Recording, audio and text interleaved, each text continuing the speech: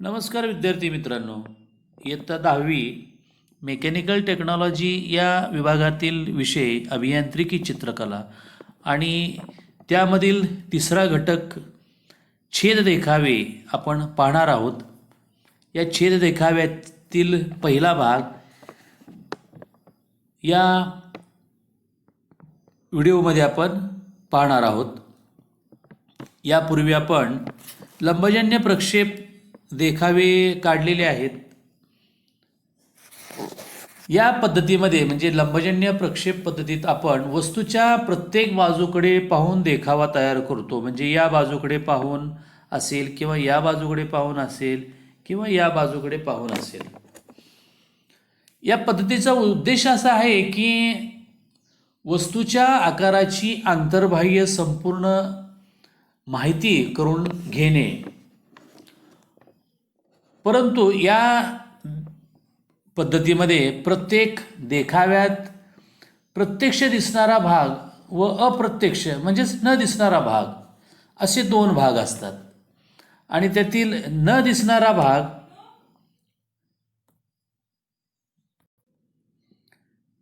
या तुटक रेषेच्या साहाय्यानं दाखवला जातो. जर न दिसणाऱ्या भागांची रचना सोपी नसेल म्हणजे समजण्यास किचकट असेल तर या तुटक रेषेने दाखवलेली रचना संपूर्णपणे समजण्यास कठीण जाते. अशावेळी न दिसणाऱ्या भागांची रचना समजण्यासाठी ती वस्तू या पद्धतीनं एका विशिष्ट ठिकाणी काप पातळीने कापलेली आहे असे मानतात. आणि मग वस्तू कापल्यावर काप पातळी हे पहा, ही काप पातळी व आपण म्हणजे पाहणारा या दोन्हीमधला असणारा वस्तूचा भाग कापलेला आहे असं आपण मानायचं आहे. म्हणजे ज्या ठिकाणचा भाग कापलेला असतो तो भाग प्रत्यक्ष डोळ्यांना दिसतो. या पद्धतीनं हा भाग प्रत्यक्ष कापलेला आहे. आणि काप पातळीने कापल्यानंतर नवा प्रक्षेप देखावा तयार केला की देखाव्यातील न दिसणाऱ्या भागांची रचना आपणास नीट समजू शकते.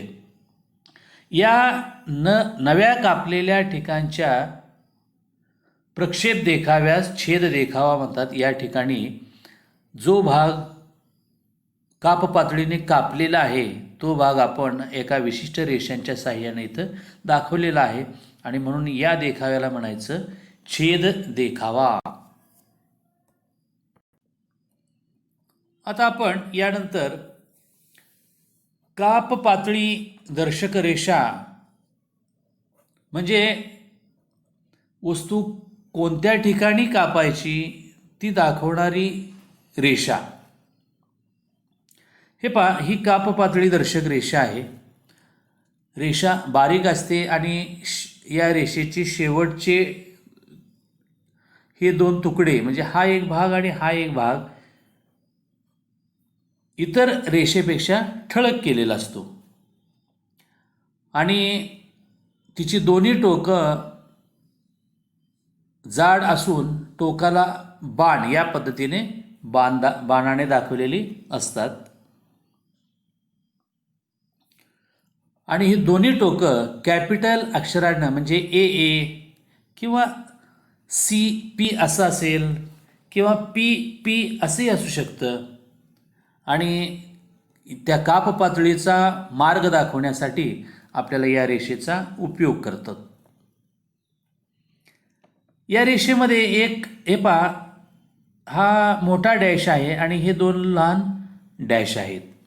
जसं मध्य रेषेमध्ये एक मोठा डॅश आणि एक लहान डॅश अशा पद्धतीनं आपण रेषा काढलेली होती.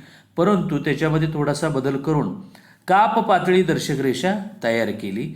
एक डॅशऐवजी लहान दोन डॅश घेतले गेले. इथं पहा, इथं या ठिकाणी असे बाण दाखवलेले आहेत आणि A या अक्षरानं ही बाण दाखवलेले आहेत. रेषेचा जो मोठा तुकडा आहे हा तुकडा अंदाजे पाऊण इंच म्हणजे 3/4 इंच साधारणतः आपण 25 मिलीमीटरचा जर आपण 1 इंच धरला तर साधारणतः 4 भागापैकी 3 भाग म्हणजे साधारणतः 18 ते 19 मिलीमीटर लांबीचा एक तुकडा असावा आणि हा लहान जो तुकडा आहे रेषेचा हा 1 इंचाचे आठवा भाग म्हणजे साधारणतः 3 मिलीमीटरच्या दरम्यान हा एक भाग असावा. अशा पद्धतीनं ही रेषा काढली जाते. आता छेद घेतल्यानंतर किंवा काप घेतल्यानंतर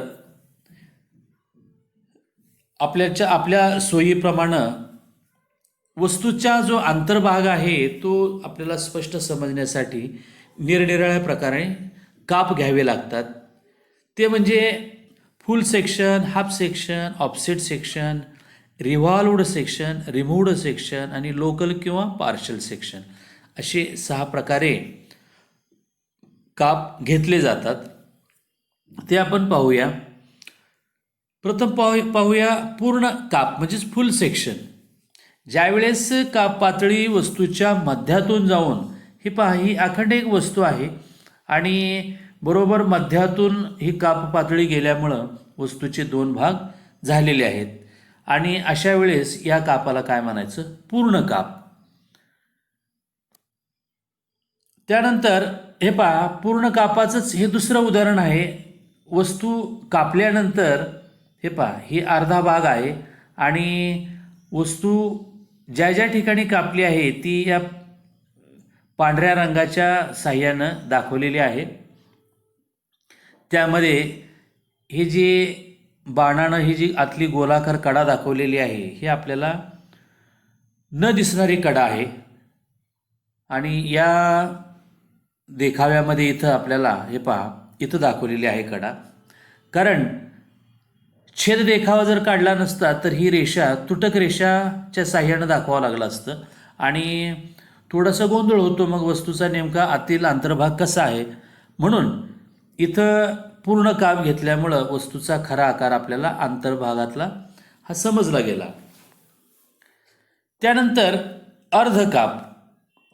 वस्तूची बाह्य व आंतररचना मध्यभागाच्या दोन्ही बाजूस सारखी असेल आणि त्याचा अर्धा भाग पूर्ण स्वरूपात व अर्धा भाग कापलेला दर्शवतात. म्हणजे पहा ही संपूर्ण वस्तू आपल्याला या देखाव्यामध्ये इथं दिसते पहा आणि या संपूर्ण वस्तूचा हा अर्धा भाग झाला.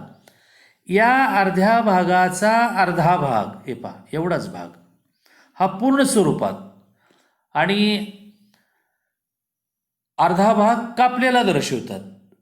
म्हणजे हा अर्धा भाग पूर्ण स्वरूपामध्ये आहे तसा ठेवायचा आणि हा राहिलेल्या अर्ध्या भागातला अर्धा भाग हा काढून टाकायचा.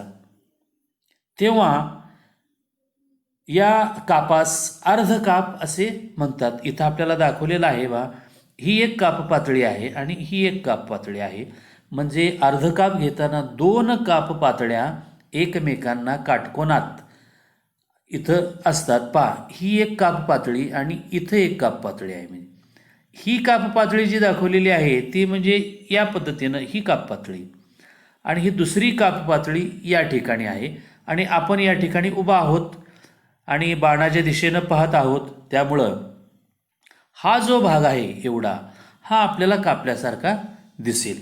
म्हणून या देखाव्यामध्ये छेद देखाव्यात एवढा भाग आपल्याला छेददर्शक रेषेच्या साह्यानं दाखवलेला आहे. अर्धकापाचेच हा दुसरं उदाहरण पहा. ही एक वस्तू आहे अशी आणि ही वस्तू कशी कापलेली आहे पहा अशा या पद्धतीनं. म्हणजे इथून इथपर्यंत आणि पुन्हा दुसऱ्या काप पातळीनं अशा पद्धतीनं. इथं पांढऱ्या रंगानं जो भाग दिसतोय तो आपल्याला तो भाग इथं न दिसणारा भाग म्हणजे आणि आपण या दिशेनं पाहतोय लक्षात घ्या. या दिशेनं पाहत असल्यामुळं निळ्या रंगानं जो भाग दाखवलेला आहे तो भाग काप पातळीने कापल्यासारखा आपल्याला इथं दिसणार आहे. त्यानंतर ऑफसेट सेक्शन. बऱ्याच वेळेला यंत्रभागामध्ये किंवा वस्तूवर काही पोकळ भाग आहेत, ते पोकळ भाग एका रेषेमध्ये नसतात किंवा एका पातळीत नसतील, तर ते जर आपण एकाच काप देखावात स्पष्ट आपल्याला करायचा असेल तर मात्र काप पातळीचा मार्ग बदलून काढावा लागतो.